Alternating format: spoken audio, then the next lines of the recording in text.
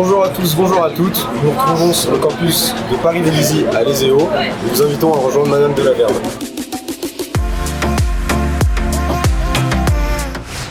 Bonjour, nous nous trouvons sur le site de Paris-Vélizy pour notre IJPO. Nous avons le plaisir d'accueillir Madame de Laverne. Bonjour. Et Samuel, président du BDE. Bonjour. Madame de Laverne, vous êtes directrice du campus de Paris-Vélizy. Pouvez-vous nous dire un petit peu, en quelques mots, pourquoi intégrer une école d'ingénieurs et quelles sont les formations ? Alors, pour intégrer une école d'ingénieurs, donc l'idée même, c'est de pouvoir finalement avoir une formation d'excellence, aussi bien dans le domaine scientifique et technique que sur les aspects plus humains. Donc on va venir rechercher de la technicité, mais également des rapports humains, de manière à s'insérer un peu plus dans le monde professionnel. D'accord, merci beaucoup. Et quelles sont les professions qui pourraient amener après un diplôme d'ingénieur ? Alors, il y a plusieurs métiers d'ingénieurs en fait. Nous, on compte spécifiquement à peu près 4 grandes familles. Donc, la famille plus liée à la conception, le bureau d'études, là où on s'attend à avoir finalement des ingénieurs, plus sur le volet technique. On a également une famille de métiers plus liée à l'ingénierie d'affaires, c'est-à-dire que nos ingénieurs peuvent faire le lien entre finalement le produit technique et la vente de ce produit. Donc il faut avoir une petite fibre commerciale, mais il faut avoir aussi une bonne compréhension des enjeux techniques pour pouvoir vendre ce produit. Une troisième catégorie qui est plutôt liée à ce qu'on appelle la production, la mise en œuvre de biens ou de services, en fait, à travers l'accompagnement de la vie du produit, aussi bien d'un point de vue technique qu'en termes de production. Par exemple, quand je produis un logiciel, comment je le mets en œuvre. Mais également sur les aspects métier support, la qualité, le déploiement d'une architecture d'un système d'information, par exemple. Donc ça, c'est la troisième famille de métiers. Et enfin, on a une dernière famille de métiers qui est plus lié au management, à la prise de responsabilité, donc chef de projet, chef d'équipe, avec un objectif, c'est de devenir, par exemple, directeur d'une business unit ou de créer sa propre entreprise. Voilà nos 4 familles de métiers aujourd'hui. Et on peut travailler dans l'ensemble des secteurs. C'est ça qui est aussi très intéressant. C'est aussi bien dans le domaine de la santé que les domaines de la finance, que l'aéronautique ou l'agriculture. Voilà, on n'a pas de limite. Tous nos métiers se déploient dans l'ensemble des secteurs d'activité. Merci, c'est très complet. Est-ce que vous pourriez nous expliquer un petit peu pourquoi vous êtes implanté en tant que campus ESEO sur Paris-Vélizy et quels sont ses attraits ? Alors, le campus Vélizy, il est implanté au cœur d'un parc d'entreprises high-tech, puisque à 50 mètres autour de nous ou 100 mètres, on va trouver Thales, Safran, mais plein d'autres entreprises, ce qui nous permet une proximité avec celles-ci, notamment dans la conception de nos programmes, où on peut inviter tous ces professionnels sur nos réflexions pour mieux identifier leurs besoins. Donc ce campus, il est au cœur des entreprises, vous l'avez bien compris, pas très loin du plateau de Sacré, où il y a une grosse synergie liée à l'enseignement supérieur, notamment, et à la recherche. On est un campus à taille humaine, donc 3000 m2 avec 5 laboratoires d'informatique, 4 laboratoires d'électronique, une salle de mécatronique où on peut quelque part faire un petit peu d'innovation technologique, du prototypage. On a une imprimante 3D, les élèves peuvent souder et préparer leurs projets dans cette salle. Et on a également quelques salles projets de manière à ce que nos élèves apprennent à travailler dès le début de la formation en équipe. Voilà. Très bien. Et alors, donc, on a bien compris l'implantation au cœur des entreprises de l'ESEO. Et donc, quelle est l'offre de formation que l'on propose à nos étudiants ? Alors, sur le campus de Vélizy, on a une offre de formation qui est le cycle d'ingénieur en 5 ans, avec ce qu'on appelle des classes préparatoires intégrées. Donc, ce qui permet de sécuriser le parcours, en fait. Lorsqu'on rentre dans une école d'ingénieur avec une classe prépa intégrée, on est quasiment certain d'aller sur le cycle d'ingénieur sous réserve de suivre correctement les enseignements. Et on a conçu notamment les options qui sont disponibles en 2e année du cycle d'ingénieur, donc sur la fin du parcours. On a co-construit des options avec nos partenaires industriels pour répondre à leurs besoins, que ça soit aussi bien en cybersécurité qu'en big data ou intelligence artificielle ou encore l'ingénierie d'affaires. Ce sont les 4 options que nous proposons sur le Tout campus. à fait. Les 4 options qui ont été plébiscitées un petit peu par les entreprises. Et aujourd'hui, il y a une telle demande qu'en fait, nos ingénieurs sont en situation d'emploi à la sortie de leur formation. Est-ce que vous pouvez nous préciser un petit peu, à la sortie de leurs 5 années d'études, l'employabilité dans les entreprises ? L'employabilité, elle est dans tout ce qui touche les systèmes numériques. Elle est très forte, puisqu'aujourd'hui, avant d'obtenir le diplôme, on a à peu près 92% d'entre eux qui ont déjà signé un contrat. Et à l'issue de la formation, 99% d'entre eux ont signé un contrat donc qui sont en situation d'emploi dans les 6 mois. On n'a pas de problème d'employabilité, y compris en ce moment où on va dire la crise sanitaire complique un petit peu les choses. Très bien, merci beaucoup. Samuel, je vais m'adresser à vous. Vous êtes donc président du BDE. Oui, exactement. Est-ce que vous pourriez nous expliquer, déjà vous présenter en quelques mots, et puis surtout nous expliquer ce qu'est un BDE ? Je m'appelle Samuel, donc je suis en cycle ingénieur en première année, donc en Bac+3 après la prépa. Et voilà, je suis président du bureau des élèves à Paris-Vélizy. Très bien. Et quel est votre parcours de formation ? Où vous en êtes ? Alors j'en suis à Bac+3 du coup, donc en sortie de prépa en cycle ingénieur, donc I1. Très bien. Et en tant que président, est-ce que vous pourriez nous expliquer un petit peu vos fonctions au sein du BDE, votre équipe, nous expliquer un petit peu comment elle est constituée ? Alors mon équipe, alors mon équipe est constituée de, on va dire, une dizaine de personnes. Vous avez les différents pôles, donc par exemple pôle événementiel, pôle sponsor, etc. Et un cercle restreint dans le BDE qui va plus prendre les décisions et trancher s'il y a besoin. Très bien. Et donc le fonctionnement de chacun de vos pôles, quel est le rapport avec les clubs créés sur Paris-Vélizy ? Comment ça se passe ? Alors vous avez le BDE qui fait une quinzaine de personnes. Dans ce BDE-là, vous avez une dizaine de personnes qui sont désignées comme faisant partie d'un pôle, donc pôle événementiel comme j'ai dit par exemple, et président, vice-président, secrétaire et trésorier qui va faire partie du cercle administratif. Donc ce cercle administratif-là va prendre les décisions officielles et trancher dans les débats entre pôles, par exemple. Donc ça c'est pour le BDE, le fonctionnement du BDE. Et ensuite les clubs, donc les clubs sont rattachés au BDE, particulièrement financièrement. Après ils ont leur propre fonctionnement également, mais ils sont rattachés financièrement et chaque club, chaque étudiant est libre de soit faire son club, de créer son club, soit rejoindre un club déjà existant. D'accord. Et combien de clubs avons-nous sur le campus de Paris-Vélizy aujourd'hui ? Alors pour l'instant, le campus est jeune, donc les motivations sont restreintes, mais on a déjà une dizaine de clubs. Très bien. Vous savez un petit peu nous parler de quelques clubs ? Oui, alors par exemple, on a le bureau des sports. Oui. On a également le club photo qui va être présent sur tous nos événements et faire l'image du BDE et de ses clubs et de la vie associative à Paris en général. On a aussi par exemple le club art. J'ai entendu parler aussi d'un club humanitaire ? Oui, tout à fait. Un club humanitaire également. Très bien, merci beaucoup. Je vais reprendre avec vous, Madame de Laverne. Si on avait en quelques mots à expliquer l'ADN de l'ESEO, quel serait votre petit mot ? Alors avant tout, donc on forme des ingénieurs avec un socle scientifique solide, connu et reconnu par les entreprises, puisque les entreprises viennent chercher nos ingénieurs à la sortie.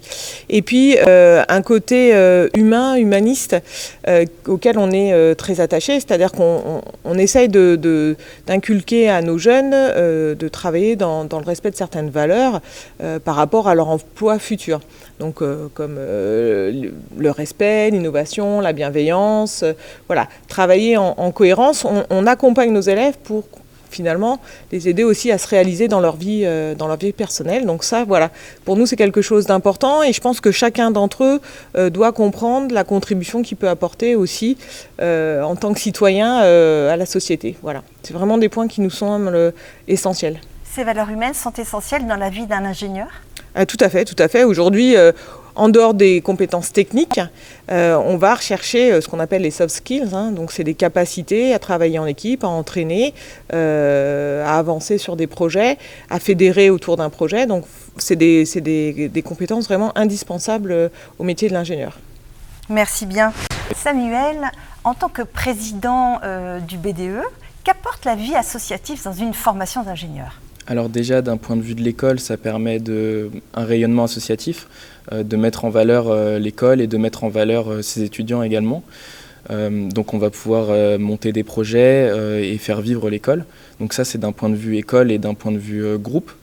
Et ensuite, d'un point de vue personnel, on peut s'épanouir dans ce tissu associatif-là et puis mettre en valeur nos compétences. Et puis voilà, on construit des projets, on participe à des projets entre amis, entre copains. Et puis voilà, on développe nos compétences diverses et variées. Je vous remercie. Madame de Laverne, désormais on a compris l'offre de formation et comment on intègre les EO et par quel concours? Alors, essentiellement à post-bac, via le concours Puissance Alpha. Donc les jeunes, via Parcoursup, c'est toujours Parcoursup qui guide un petit peu le timing pour rentrer à l'OSEO.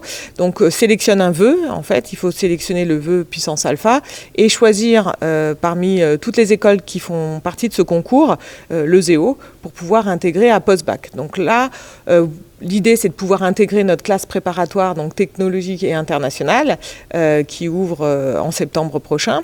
Mais il y a également la possibilité de postuler à Bac+1, c'est-à-dire que des jeunes qui se seraient trompés d'orientation sur leur première année dans l'enseignement supérieur peuvent postuler à Bac+1, soit pour rentrer directement en deuxième année de classe préparatoire, soit pour rentrer sur nos classes prépa décalées, voilà, qu'on propose, qui démarre au mois de mars. D'accord. Alors qu'est-ce que c'est réellement une rentrée décalée, justement? Alors une rentrée décalée, cette rentrée décalée, elle est destinée aux élèves qui ont fait un premier semestre dans l'enseignement supérieur et qui tout de suite se sont rendus compte qu'ils n'étaient pas au bon endroit.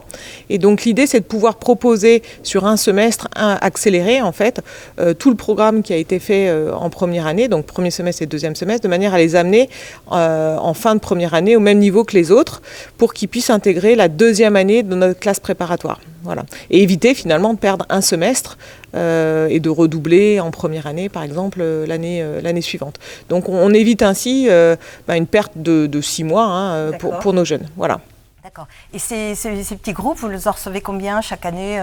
Alors aujourd'hui, on est aux alentours de 10 à 15 élèves qui intègrent le ZEO via ce parcours. Et on a de très belles réussites. C'est surtout ça qu'il faut voir. C'est-à-dire que nous, on imagine toujours qu'on a le droit de se tromper. C'est difficile de s'orienter à post-bac. Donc via cette nouvelle voie de rentrée décalée, ça permet effectivement de réintégrer une école d'ingénieurs sans perdre de temps finalement. Et puis de réussir bien sûr son parcours. D'accord, voilà. ça peut être par exemple des licences scientifiques ou bien ceux qui sont partis en médecine. C'est ça, exactement, voilà, tout à fait. Donc les jeunes qui ont fait un premier semestre en médecine, en PACES par exemple, et puis finalement se rendent compte que c'est pas pour eux, ou effectivement ceux qui sont partis plutôt sur une voie licence, sans savoir trop si ça allait leur plaire, la structure leur plaît pas toujours. Nous c'est vrai qu'on a l'avantage de proposer un cadre, avec des enseignants qui sont très présents, une équipe administrative également très présente sur le campus. Donc voilà, on a un cadre dans lequel certains élèves se retrouvent. D'accord. Et puis j'ai vu aussi que pour ces élèves-là, les EO proposaient des options autour du médical. Oui, tout à fait. Notamment sur nos 3 campus, on a une diversité d'options puisqu'on a 18 options en totalité. Et effectivement, on a des options dans le domaine de la e-santé, par exemple, qui peuvent intéresser, mais également dans le domaine de l'environnement. Donc on offre une diversité d'options sur l'ensemble de nos 3 campus. Et ça permet à des élèves qui ont une fibre, soit en médecine, soit dans d'autres domaines, de pouvoir quand même de devenir ingénieur dans ces domaines-là. Voilà. Très bien. Une dernière question pour vous, Madame de Laverne, concernant les admissions parallèles. Donc, quel type d'admission parallèle? Donc, pour quel profil et à quel moment du cycle des 5 ans d'ingénieur entre-t-il? Alors, nous, on a un peu comme politique d'étudier un petit peu tous les profils. C'est-à-dire que des fois, on peut avoir des beaux profils, des belles surprises à travers des parcours divers et variés. Donc, s'il y a la moindre interrogation, ce qu'il faut, c'est nous envoyer votre dossier, que les élèves nous envoient leur dossier, de manière à ce qu'on puisse étudier le parcours de l'élève et en fonction de son parcours, de ses résultats académiques, on évaluera à quel niveau du cycle d'ingénieur il peut rentrer. Voilà. Effectivement, on peut imaginer des jeunes qui ont fait une licence, qui arrivent au bout de licence, donc licence 3, en informatique ou en électronique par exemple. On peut imaginer qu'ils puissent rejoindre notre cycle d'ingénieur. Voilà, on vérifiera quelques points particuliers, mais c'est tout à fait envisageable. D'accord. Et sur cette formation de 5 ans, nos étudiants passent combien de temps en entreprise? Parce que finalement, vous êtes installés au cœur des entreprises. Oui. Et donc, sur ces 5 années... Alors, sur les 5 années, nos jeunes partent en entreprise. Donc, en fin de première année, il y a déjà 1 mois de stage obligatoire. Ils ont la possibilité de partir également en deuxième année sur la base du volontariat. Donc, 1 mois ou plus. On peut signer, les accompagner pour signer des conventions de stage. Ensuite, ils passent en début de deuxième année. Donc, il y a un stage de 16 semaines minimum. Un premier stage d'assistant ingénieur, voilà, c'est ça. C'est le stage assistant ingénieur où là, on est plutôt sur des problématiques techniques. D'accord. Voilà, où ils vont rentrer un petit peu dans le dur du métier et dans l'accompagnement, intégrer une équipe projet, par exemple. Donc ça, c'est le stage assistant ingénieur technique. Et enfin, en dernière année, il y a un stage d'un semestre. Là, on est sur la mission complète de l'ingénieur. Voilà. Donc ça, c'est un dernier semestre. Et pendant tout ce temps de formation, finalement, à l'ESEO, ils ont aussi l'obligation de partir minimum 12 semaines à l'international. Donc soit sur le projet technique assistant ingénieur, on va dire, soit sur le dernier projet de cycle d'ingénieur, en fait. Voilà. Très bien. Écoutez, je vous remercie à tous les deux, Samuel et Madame de Laverne, de nous avoir accompagnés. Merci. À très bientôt. Nous accueillons désormais 2 étudiants en seconde année de prépa, Lucie et Clément. Bonjour à vous. Lucie, pouvez-vous vous présenter? Bonjour. Je m'appelle donc Lucie, je suis en 2e année de prépa internationale à l'ESEO. Après une terminale S, je me suis orientée vers l'ESEO pour justement son choix à l'international qui permettait d'apprendre 2 langues, ainsi que sa proximité avec les professeurs et son campus à taille humaine. Très bien. Et vous, Clément? Donc bonjour, moi je m'appelle Clément, donc je suis aussi en 2e année de prépa internationale à l'ESEO. Pour moi, j'ai choisi, tout comme Lucie, pour cette école, pour la proximité du coup avec les entreprises, son ouverture à l'international et aussi la proximité avec le corps enseignant. Très bien. Alors, vous êtes venu nous présenter un projet et je vais vous laisser le nommer et nous expliquer un petit peu dans quel cadre vous avez fait ce projet et quel est ce projet. Justement, à l'ESEO, en prépa, on a la chance d'avoir des heures de TP qui sont dédiées à la réalisation d'un projet de notre choix. Et notre projet cette année, et même sur l'année dernière, puisqu'on a pu continuer, c'est un pilulier connecté. Notre objectif, c'était de simplifier la prise des médicaments pour les utilisateurs en leur offrant une interface et un dispositif simple et sécurisé.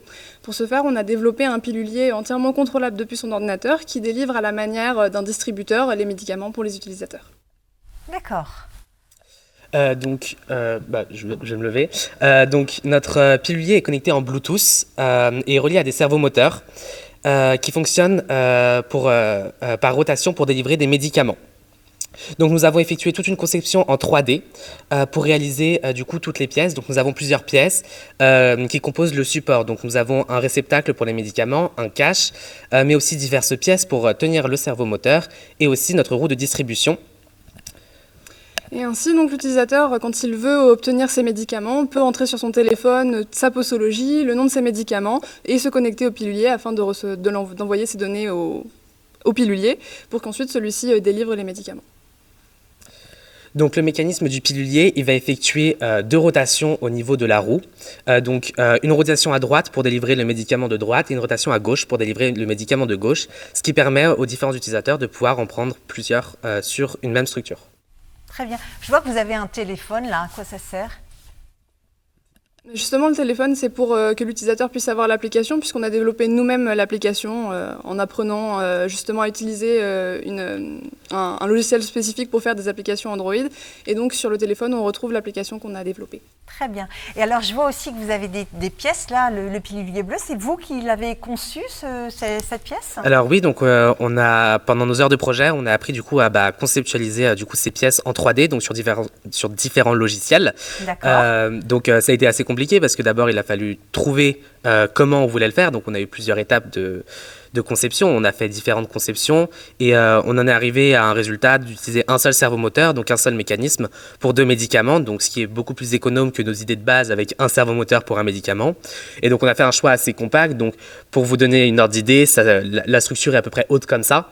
Entendu. Donc c'est assez compact, assez design. Donc là c'est imprimé en plastique bleu, forcément c'est voyant, mais dans un plastique blanc ou même dans une finition métallisée par exemple, ça se fond dans le décor. D'accord.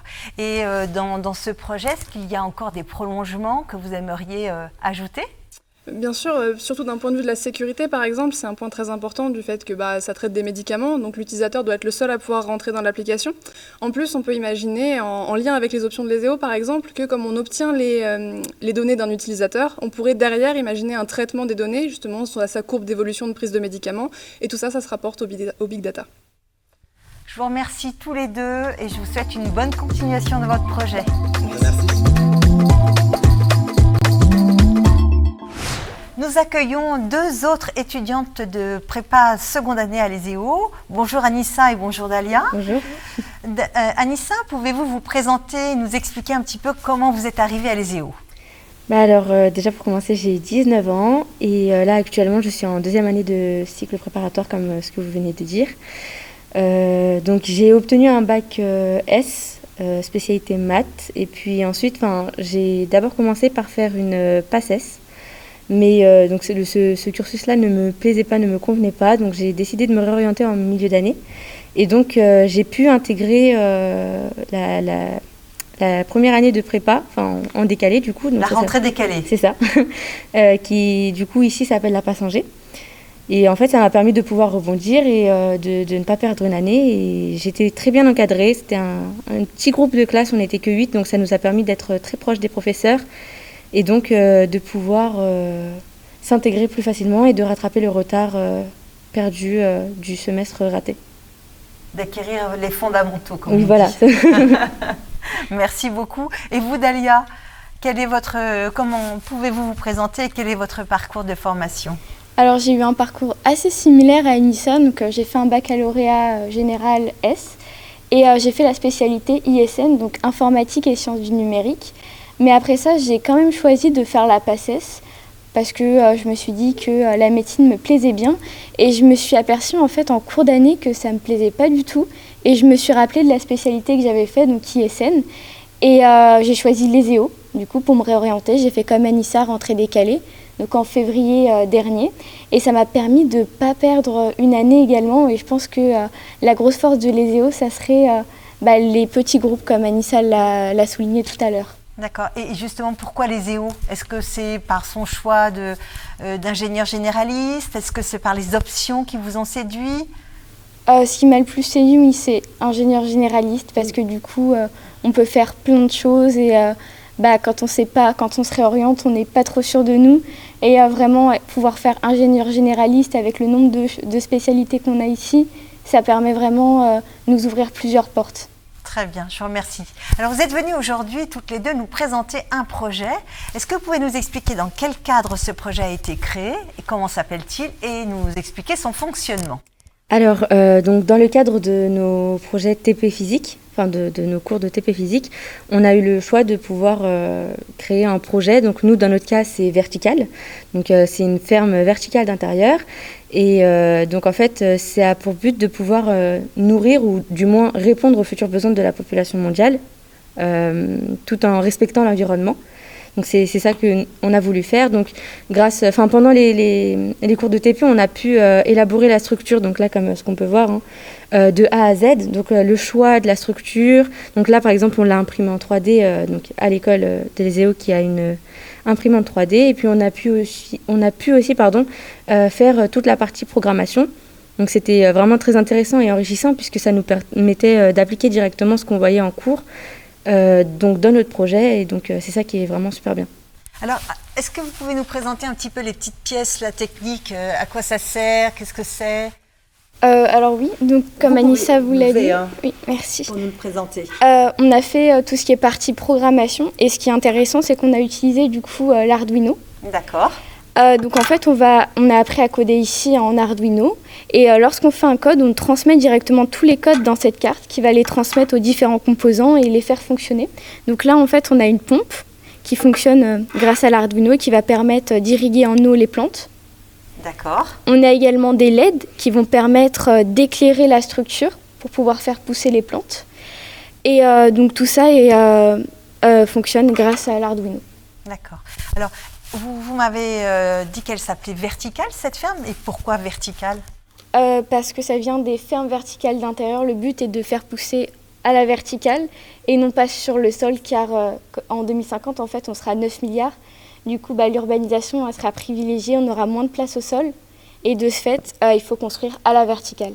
Très bien. Et ce projet, c'est fait pour les professionnels, les particuliers ? Dans un premier but, pour les particuliers. Oui, après, c'est vrai que pendant l'élaboration de notre projet, on a pensé à des potentielles évolutions. Et ce qui serait sympa, là, à l'origine, ce qu'on voulait faire, c'est avoir chez nous une petite ferme verticale pour pouvoir faire nous-mêmes pousser nos fruits, nos légumes. Mais ce serait intéressant de retrouver ce type de structure, donc pourquoi pas ici à l'ESEO. Ah oui, il faut commencer à l'ESEO, bien sûr. Oui. Donc pourquoi pas en retrouver, utiliser justement la place disponible sur les toits des buildings pour développer ce type de structure et pouvoir produire localement tout simplement. Donc voilà.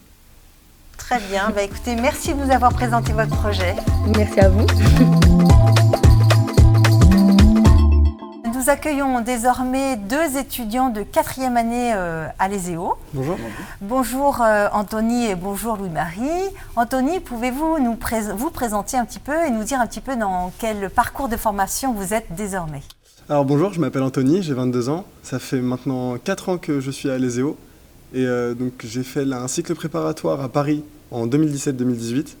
Et aujourd'hui, je suis actuellement en 4e année dans le cursus de cycle ingénieur à l'ESEO.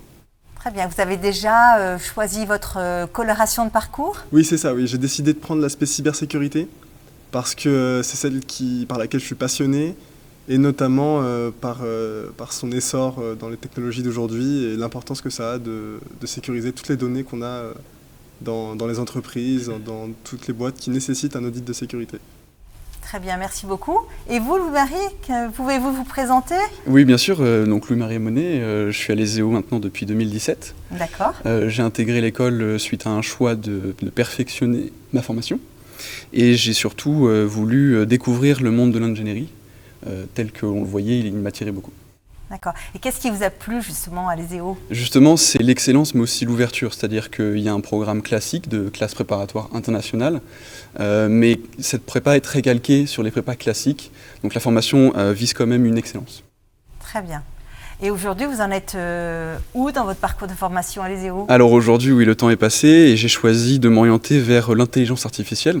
D'accord. J'ai eu la chance de faire un stage dans le domaine de la cybersécurité et Anthony a raison, je trouve que c'est un sujet très intéressant.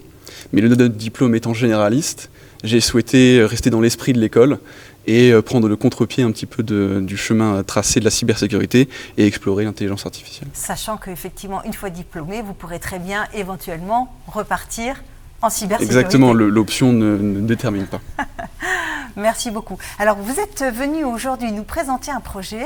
Je vous laisse nous le présenter, nous expliquer un petit peu le fonctionnement, ce qui vous a amené justement à ce projet.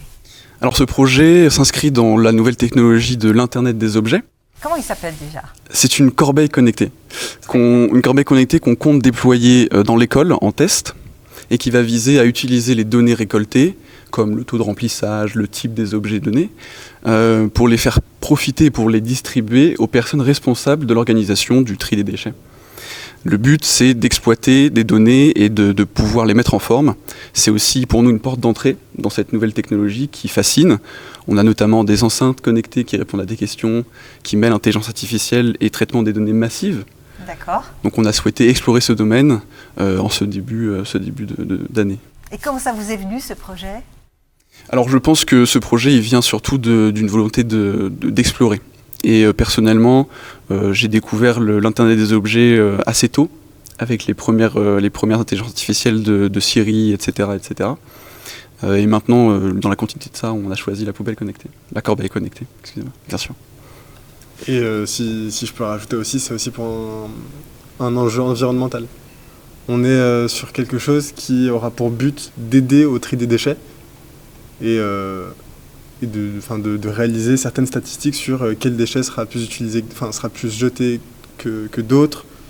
Et donc c'est vraiment pour être un petit peu plus éco-responsable et réduire l'empreinte carbone de l'école. Vous êtes vraiment au cœur de la problématique actuelle. Oui. Très bien. Alors, expliquez-nous un petit peu vos étapes, vos différentes étapes. Alors, en termes d'étapes, on a déjà donc commencé à songer au design de notre corbeille. On était passé par des designs assez classiques. Donc, on avait pensé d'abord aussi à 4 bacs carrés l'un à côté de l'autre. Ensuite, on s'est dit que c'était pas assez attractif pour un côté un peu marketing. Donc, on a décidé de faire ça sous forme d'hexagone. On avait mis donc 4 bacs pour les 4 types de déchets, donc le carton, le métal, plastique, l'alimentaire et le verre. D'accord. Et on s'est dit que 4 hexagones l'un à côté de l'autre, il y avait un problème d'espace. Donc en fait, on a décidé de réaliser notre corbeille sous forme de 6 hexagones. Et quand on place 6 hexagones l'un à côté de l'autre, au centre, on aura un hexagone plein. Et du coup, en fait, dans cet hexagone plein, on va mettre tous nos composants électroniques qui vont permettre de réaliser toute l'électronique de cette corbeille. Très bien. Et alors, vous allez la mettre en test, essai à l'ESEO. C'est prévu pour quand? Alors là, c'est là où la question elle est un petit peu plus compliquée. C'est qu'en fait, pour l'instant, ça n'est qu'au stade de prototype. D'accord. Donc, on a réalisé une partie électronique assez conséquente, une partie électronique informatique. Donc, tout ce qui est sur l'utilisation des données, l'électronique pour appuyer sur un bouton, ouvrir le bac, pour l'envoi des données vers un site internet qu'on a créé nous-mêmes. Ah, vous avez créé aussi un site. On a aussi créé un site internet afin de répertorier toutes les données statistiques des déchets, donc un eurodatage de lorsque ça a jeté le déchet, sur les statistiques, donc quel déchet a été le plus jeté, pardon, et il me semble et le taux de remplissage aussi des poubelles, qui est assez important étant donné que si une poubelle se remplit vite, il va falloir vite agir pour pouvoir changer. Et les prolongements du coup de votre corbeille connectée? À terme, l'objectif, c'est évidemment de le distribuer aux municipalités et aux villes qui, en France, s'intéressent beaucoup aux problématiques de la ville intelligente. Il y a évidemment un enjeu environnemental, mais surtout social. Permettre une organisation plus harmonieuse, plus saine, permettre aux équipes d'entretien des villes d'utiliser cette intelligence et de prévoir des itinéraires plus optimisés, plus facilement compréhensibles. En fonction des besoins de la ville. Complètement. Il faut que ce soit une gestion intelligente. D'accord. Voilà. Écoutez, merci à tous les deux d'avoir présenté votre corbeille connectée. Merci. Et on a hâte de la voir installée sur l'ESEO. Nous aussi, on a. Bonne journée à vous. Merci.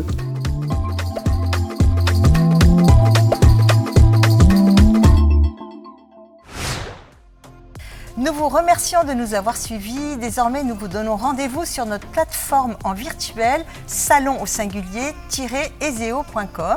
Vous pourrez y retrouver des étudiants qui vous présenteront leurs projets et leur façon de vivre sur le campus. Vous trouverez des professeurs qui vous parleront du cycle prépa intégré et du cycle ingénieur. Vous pourrez aussi échanger avec Madame Delaverne, la directrice du campus, et nous pourrons vous aider sur le dossier d'admission. Demain, le 7 février, vous avez la possibilité sur eseo.fr de vous inscrire pour venir visiter le campus selon les règles sanitaires en vigueur. Et enfin, quelque chose de très important, nous avons concocté des mercredis de l'ESEO. Donc mercredi atelier, vous pourrez venir travailler avec nos étudiants pour découvrir le campus de Paris-Vélizy. Nous vous remercions pour toute votre attention. Vous pourrez toujours télécharger nos brochures sur le site eseo.fr et nous vous disons à bientôt.